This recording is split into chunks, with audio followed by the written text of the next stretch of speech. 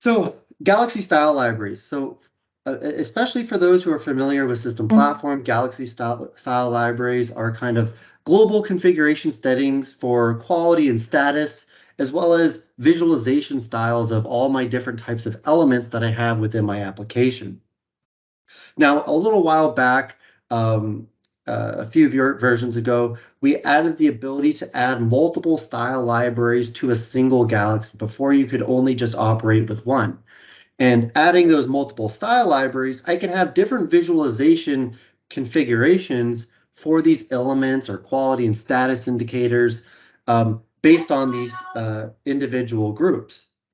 Now, I can then take that collection of style libraries and I can actually adjust those in runtime.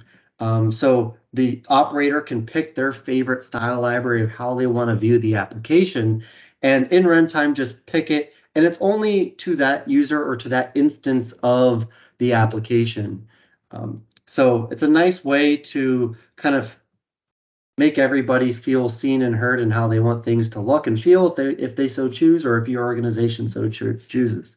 So nice feature that was fairly, I think it's 2020 or 2020 R2 is when this was released. The multiple style libraries.